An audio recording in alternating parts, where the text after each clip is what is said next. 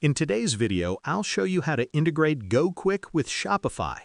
First, make sure you have an active Gokwik merchant account.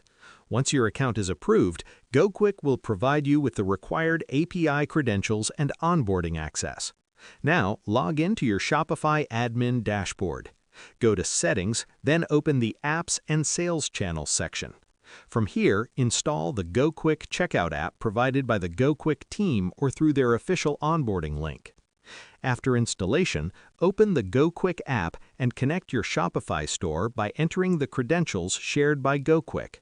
Complete the onboarding steps, including checkout configuration, COD settings, and payment preferences.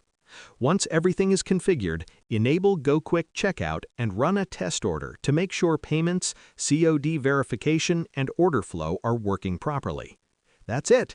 Gokwik is now successfully integrated with your Shopify store, helping you improve checkout conversion and reduce COD returns. Share this video with your friends, and don't forget to subscribe for more helpful tutorials.